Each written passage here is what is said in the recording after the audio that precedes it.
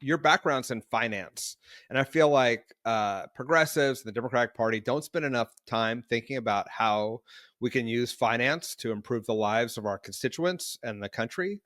What do we need to know and understand about finance if we're trying to build a better community or a better country? We are experiencing this in real time with all the federal decisions being made recently, that you got to follow the money.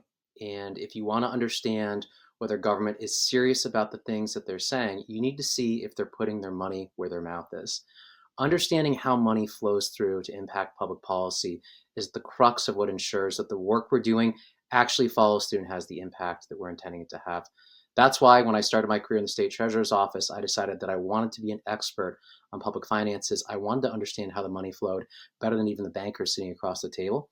And so I went and did that work for the past several decades, focusing specifically on public finance and the decisions the government makes and how money impacts those decisions. And I know you have a long career working in, water policy and other things. Can you talk about some of the successes of where you brought that knowledge to bear and how it could impact your community or your state? You have to figure out how to pay for these great ideas that we have every single day, and you have to find a way for it to be sustainable. Sustainable in the sense that there will continue to be money for these important initiatives that we undertake in a way that actually continues to advance and expand the realm of possibility and opportunity for people who live in our communities. When I chaired the water utility, we effectively were able to maintain one of the lowest rates within the state while also substantially modernizing that utility. That includes doing things like figuring out how to move entirely to renewable energy generated on our watershed, which not only made us more green, consistent with our message and objective, but also ensured that the utility was rate neutral at the end of the day, meaning that we were actually making money off the electricity we were generating rather than continuing to spend money. That was good for the bottom line of our ratepayers. It was good for our communities, and it allowed us to have funds to invest in a range of other important policy priorities to improve the quality of our drinking water. Do you have advice for maybe someone who doesn't have a background in finance, but finds themselves in an advisory body or in government or as an activist and wants to ensure water remains or other utilities remain affordable to their community? How should they approach it when they're sitting across the desk from bankers and trying to figure out how to fund these great ideas? Don't be afraid to ask questions to make sure that you understand the decisions that you're making when you're making them. Take as much time as you need to do that. And if you don't understand, reach out and find a resource that you can. My day work is as a municipal advisor, where I advise communities and community leaders on the impact of the decisions they're making to ensure they understand what it is that they're deciding on when it's put in front of them. There are plenty of people who want to help you with that, but nothing is a replacement for you yourself gaining that knowledge and skill set. I cared a lot about public policy making, which is why I went and got my master's in public affairs and public policy.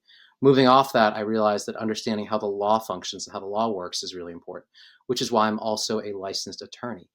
Similarly, on the financial end, we need to be as focused on being experts when it comes to finances as many of us are in the public policy and the legal realm.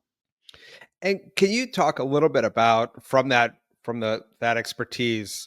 What is the impact of the disruptions we're seeing at the federal level, potential tariffs, inflationary pressures being put on? Like what do you see as the future of public finance with this significant disruptions that we're facing and seemingly well into the future? It is going to be an increased importance of local and state government to protect the things that we rely on and care about every single day. We just had the benefit of an unprecedented investment, both in our infrastructure and the resiliency initiatives for our communities through the president's multiple package that he put forth in a bipartisan manner. Now, unfortunately, we have to be prepared to figure out how we close the gap that could be left if some of those funds are pulled back at the local level. That's going to require being innovative about the ways that we go about funding our infrastructure. Let me give you one example of how we're pulling ourselves up by our bootstraps here in Newport. Our little city has a $115 million annual budget. But our capital needs we have just to cope with the resiliency challenges we're facing are almost $500 million. Now, we worked under the last administration to bring in over $50 million in state and federal funding, but we needed obviously substantially more, so we issued a bond. A good portion of the bond that we issued is being repaid through a fee that our community collects on cruise ship visitors that come to Newport. we substantially increased that fee to help us pay for a lot of the waterfront improvements we need to ensure that we continue to be an attractive destination for people who visit and a great place to live for residents who are here year round.